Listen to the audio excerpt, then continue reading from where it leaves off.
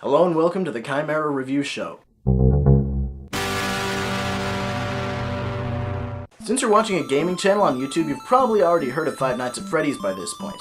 But in case you haven't, it's a very small-scale indie horror game made by one-man dev team Scott Coffin. It takes place in a small Chuck E. Cheese-like establishment where animatronics try to attack you through the night and you gotta, keep them away. It's gained a cult following online due to its appeal to Let's Players on YouTube and the theories about its plot that many are still trying to fully understand. When you start the third installment of this series, you'll immediately see the new animatronic villain on the main menu, with only two choices, New Game or Load Game. Now, this animatronic is actually the only one coming after you in this game. In previous installments, there were at least 4 that you had to keep an eye on. You may think that this would mean the game is easier, but that's not exactly the case. We'll get to that in a bit, though. For the basic plot of this game, we see that this takes place 30 years after the events of the first game. The mystery of what happened at Freddy Fazbear's Pizza has spawned a following not too different from what the games have in real life. The new facility is a horror attraction, likely being set up for Halloween, based around the Freddy Fazbear Pizza legend. You take the role of the security guard in the attraction, both as an act and as actual staff for the facility. The place isn't open yet, and the curator of the attraction gives you all the details you need to know about it on the first night, when there is no danger. On the second night, though, he calls you again to tell you that he actually managed to get a legit animatronic from the old restaurant, and from there on, you only hear training tapes from the old restaurant over the phone, recorded by the phone guy from the previous games.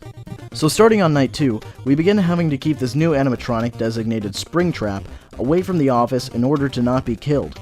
To keep him away, you have to attract him into other rooms using the sound of a child's voice or laughter.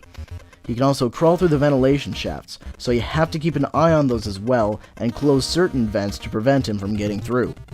Sounds easy enough, right? Well, it turns out that the audio, camera, and ventilation systems can actually break down for various reasons. So you have to exit the camera view and move to the left so you can reboot the failed systems. That reboot time leaves you vulnerable to attack by Springtrap. Not only that, but when you're using the camera view, you'll randomly come across hallucinations of all the previous animatronics other than Bonnie. If they're left up on the screen for about a second, they'll attack you and it'll break down one of your systems. Random hallucinations of the phantom animatronics result in this game being the least strategy-based in the series, ending up basing the gameplay more on luck. And it doesn't help that when the ventilation goes out, you start to hallucinate the appearance of Springtrap, so you can never know if he's actually where you think he is.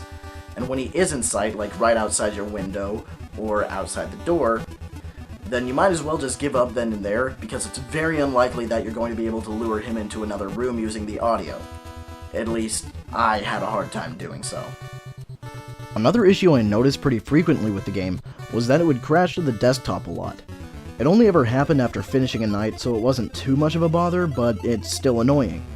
And speaking of annoying, those phantom animatronics just suck almost any enjoyment out of the game because of how often they pop up for just no reason. I understand that the game is supposed to be scary, but I think it did a much better job of achieving that in the previous titles, because they actually built suspense before the attacks, and it put the player in a fearful mindset. In this game, you pretty much know you're doomed because they just show up on the screen and then attack you. You see them before the jump scare happens, and that just ruins the shock. The only one of the animatronics that actually gave me a bit of a jump was the Phantom Foxy, because he doesn't show up on the screen.